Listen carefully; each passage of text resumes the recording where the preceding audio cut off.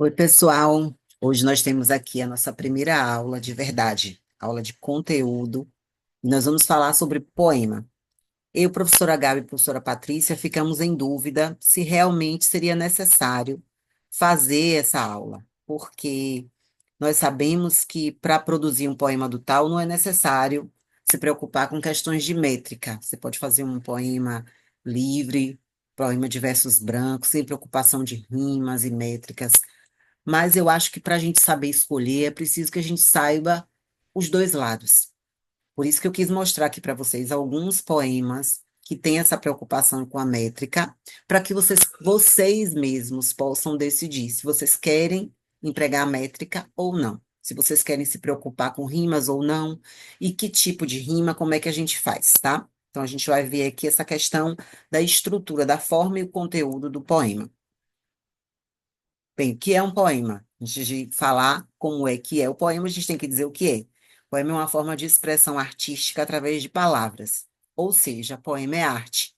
E a matéria-prima da poesia, em vez de uma tela, de uma tinta, de um pincel, que é a matéria-prima de um quadro, por exemplo, na poesia nós usamos as palavras. O poema pode transmitir emoções, sentimentos, ideias ou imagens de maneira criativa e muitas vezes rimado, mas isso não é regra para que ele exista. Poemas geralmente utilizam recursos como rima métrica, figuras de linguagem e um estilo único para tocar o leitor ou ouvinte. Então, para ser um poema, é preciso que se use uma linguagem criativa, uma linguagem em que você brinque com as palavras. E aí nós temos alguns recursos que vamos ver durante esse período. Eu vou mandar para vocês aí no grupo o nosso cronograma, que deve haver, né? Deve sofrer algumas modificações por conta de alguns feriados que teremos, mas vamos tentar segui-lo, né?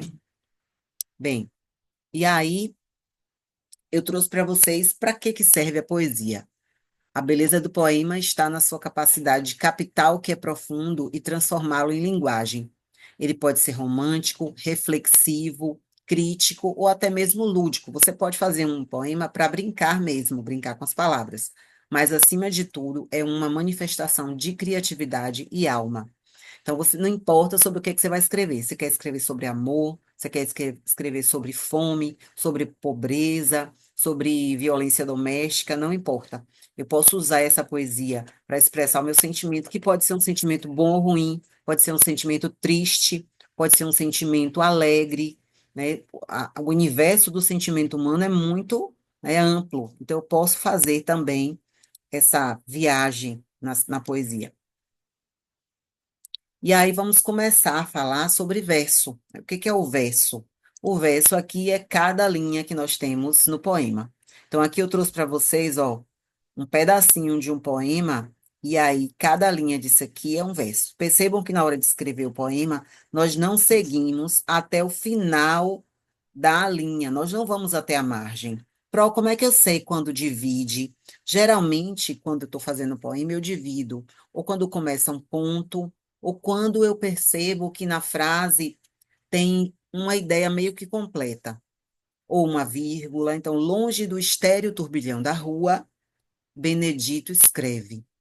Eu poderia colocar esse no aconchego embaixo, mas como esse autor aqui, né, um autor que se preocupa com a métrica, ele quis deixar em cima porque ele quer contar todas as sílabas, tá? Esses versos aqui que eu coloquei para vocês são versos regulares, ou seja, ele tem métrica definida. Eu vou mostrar para vocês o que é isso com a métrica definida. Mas o importante é vocês perceberem que, na hora de escrever uma poesia, eu não vou começar no início da margem e não vou até o final. Do mesmo jeito, quando eu vou escrever um texto em prosa, eu também não posso escrever até aqui. Eu tenho que vir, dar uma margem, que é aquilo que o professor da primeira, quarta série ensina. Coloca o dedinho, aí você coloca o dedo, coloca a margem, começa a escrever e vai até o final da linha. Na segunda linha, você já começa aqui do iniciozinho, vai até o final do início até o final. Quando termina o parágrafo, você para, pula na outra linha, coloca o dedinho de novo, ó, e aí você dá uma margem, tá? Aí eu trouxe um exemplo aqui do que é métrica. Vou explicar para vocês. A métrica é de metro, vem de metro, ou seja, de medida.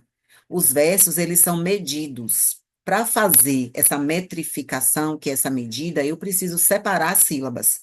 Mas vocês vão perceber que a separação silábica gramatical é diferente da separação silábica poética. Existem algumas regras que eu não vou tratar com muita profundidade aqui, mas eu vou dar umas dicas para vocês, tá? Então, aqui, ó, longe do estéreo. Por que que ele junta? Porque quando a gente fala, parece que esse ó vem juntos, longe do estéreo, turbilhão da rua. Aí a sílaba mais forte é a última que eu conto. Se depois da sílaba, a sílaba mais forte da última palavra vier uma sílaba que é fraca, que a gente chama de átona, a gente não conta. Então, o que é um verso regular? É isso aqui que eu estou mostrando para vocês. É um verso que todos eles têm a mesma medida, a mesma quantidade de sílabas poéticas. Ó, no primeiro verso, um, dois, três, quatro, cinco, seis, sete, oito, nove, 10. Não conta o último. Ó, chego, não conta. Sossego, não conta o último. Sofre sua, tá?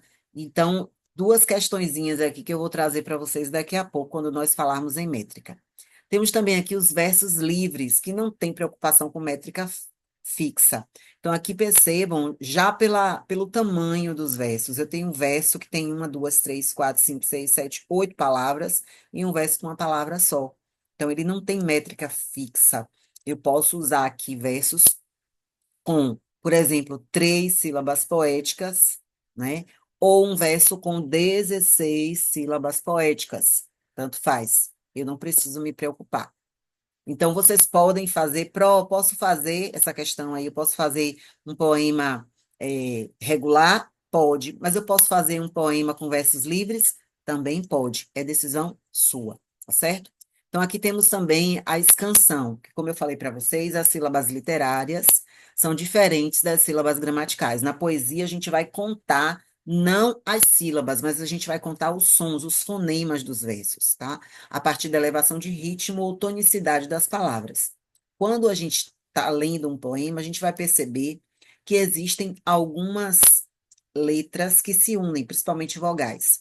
E aí, quando uma sílaba termina com vogal e a outra sílaba começa com vogal, nós unimos. É o que nós estamos vendo aqui. Na palavra poeta, a sílaba literária, eu não dividi o poi, mas, como sílaba gramatical, a gente teria que dividir, percebem? Como sílaba gramatical. Eita, esse aparelho me faz embolado.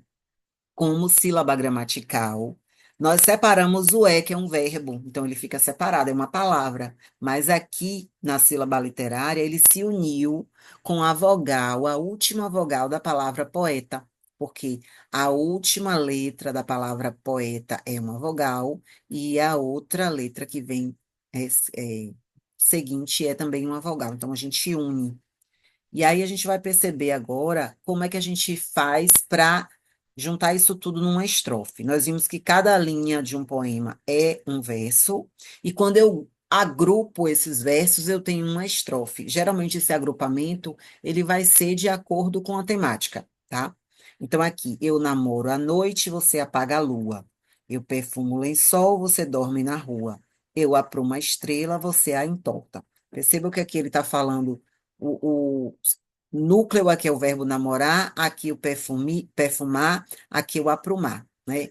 Então, com relação a estrofes, nós também temos alguns tipos, eu trouxe para você somente três, tá? Os versos aqui, com relação à quantidade de versos, as estrofes. Então, aqui eu tenho a estrofe desse poema de Flora Figueiredo, tem uma, duas, três estrofes.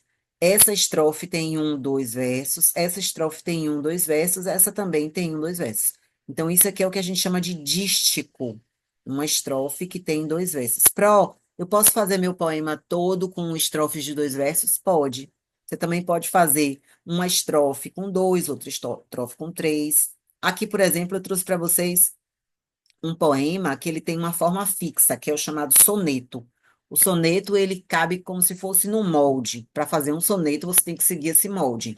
São quatro estrofes, sendo que as duas primeiras estrofes têm que ser um quarteto. O que é um quarteto, Pro? Uma, duas, três, quatro, né? São quatro versos, tá? Na segunda estrofe, eu tenho de novo um, dois, três, quatro versos. Então, dois quartetos, os primeiros. E terceiro é quando eu tenho três versos. Então, aqui, um, dois, três, um, dois, três. Então, para escrever um soneto, eu faço primeiro dois quartetos, depois eu faço dois terceiros. Tá? Vamos ler aqui. Ouvi, Senhora, o cântico sentido do coração que geme e estertora. Nânsia letal que mata e que o devora e que tornou assim triste e descrido. Ouvi, Senhora, amei, de amor ferido, as minhas crenças que alentei outrora, rolam dispersas, pálidas agora, desfeitas todas num guaiar dorido. E como a luz do sol vai se apagando, e eu triste, triste pela vida fora, eterno fogureiro caminhando. Revolvo as cinzas de passadas eras, sombrio e mudo e glacial, Senhora, como um coveiro a sepultar quimeras. Perceba aqui que nós temos um poema de amor, mas um amor meio que ferido, um amor meio com dor de cotovelo, um amor que está triste, provavelmente pela recusa da mulher amada. E aí passamos para as rimas. O que são rimas? As rimas são semelhanças sonoras entre as palavras, geralmente no fim do verso. Existem poemas que fazem rimas também no meio, mas é bem mais incomum, tá? E essas rimas, elas vão afetar a sonoridade do poema e vão trazer uma musicalidade. É por isso que eu sei que vocês amam tanto colocar as rimas. Porque quando você tem uma rima, você lê o poema e você percebe um ritmo, né? Uma musicalidade mesmo. Então, existem as rimas que são perfeitas e existem as rimas imperfeitas. A rima perfeita é aquela em que a palavra tem a mesma sonoridade. Então, aqui, foste o beijo melhor da minha vida, ou talvez o pior, glória e tormento. Contigo a luz subi do firmamento, contigo fui pela infernal descida. Perceba aqui, vida, descida, tormento, firmamento. Então, nós temos a mesma sonoridade, mas na rima imperfeita nós vamos perceber uma mudança na sonoridade, principalmente nas vogais, algumas abertas, ora fechadas. Então, por exemplo, como se ama o crepúsculo da aurora, a mansa viração que o bosque ondeia, o sussurro da fonte que serpeia, uma imagem risonha e sedutora. Observe que ondeia e serpeia, né, tem a sonoridade igual. Mas no caso de aurora, o, eu tenho uma vogal aberta, né? E em sedutora, perceba que o é tipo fechado, né? O. E também tem a questão do nasal e do oral. Por exemplo, eu posso dizer ó de u. Mas se eu coloco o dedo no nariz, fica on da, tá certo? Então, esse o e on também tem essa mudança do nasal e oral. Então, você pode também fazer essa rima imperfeita, não tem problema. E aí, nós temos também a questão do esquema de rimas, né? Como é que eu posso fazer essa rima? Você pode fazer a rima cruzada, que também é chamada de alternada. Perdão, deixa eu beber uma água.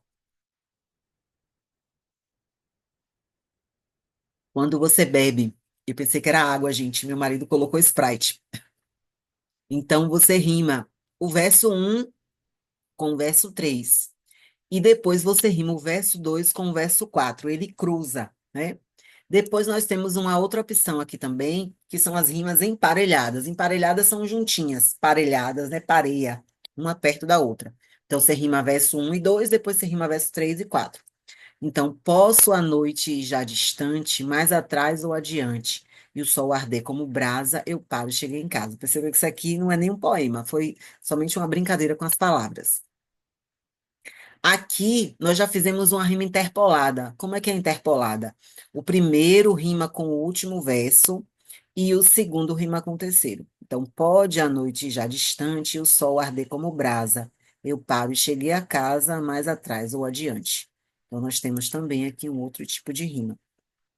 E assim, para casa, eu vou passar aqui para vocês separarem algum texto que vocês mesmos escreveram, tá? Para vocês lerem na próxima aula presencial, que seria amanhã. Na verdade, seria hoje, né? Mas nós não tivemos aula hoje, não tivemos nossa reunião de AC, então ficou para discutirmos aí na próxima semana uma aula para vocês levarem esse texto para fazermos a nossa primeira oficina presencial. Mas vão escolhendo logo um texto que vocês escreveram, pode ser um poema, pode ser um conto, um crônica, qualquer coisa, tá?